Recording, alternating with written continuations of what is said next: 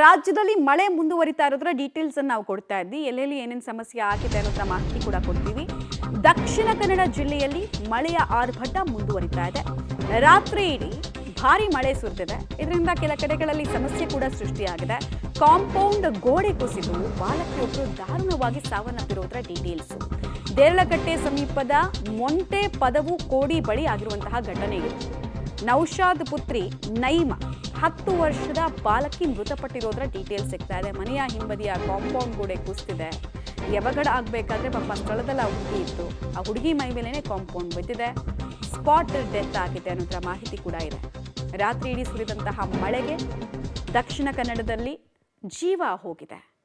ದೃಶ್ಯಾವಳಿಗಳನ್ನು ನೀವು ಗಮನಿಸ್ತಾ ಇದ್ದೀರಾ, ಅಂದರೆ ಫೋಟೋ ಗಮನಿಸ್ತಾ ಇದ್ದೀರಲ್ಲ. ಸೊ ತಡೆಗೋಡೆಯನ್ನು ನಿರ್ಮಾಣ ಮಾಡಿದ್ರು ಗುಡ್ಡ ಕುಸಿಯುತ್ತೆ ಅನ್ನೋ ಭೀತಿಗೆ ಅಲ್ಲಿ. ಸೊ ಅದು ಜರಿತಾ ಬಂದಿದೆ. ಆಮೇಲೆ ನೋಡ್ತಾ ಇದ್ದ ಹಾಗೆ ಅಲ್ಲೇ ಪಕ್ಕದಲ್ಲಿದ್ದಂತಹ ಕಾಂಪೌಂಡ್ ಕೂಡ ಹುಡುಗಿ ಇದ್ದ ಜಾಗಕ್ಕೆ ಬಿದ್ದಿದೆಯಂತೆ. ಪರಿಣಾಮ ಆಕೆ ಅಸುನೀಗಿದ್ದಾಳೆ ಅನ್ನೋದ್ರ ಮಾಹಿತಿ ಕೂಡ ಸಿಗ್ತಾ ಇದೆ. ದಕ್ಷಿಣ ಕನ್ನಡ, ಮಲೆನಾಡು ಭಾಗದಲ್ಲಿ, ಉತ್ತರ ಕನ್ನಡದಲ್ಲಿ ಇದೊಂದು ದೊಡ್ಡ ಸಮಸ್ಯೆ.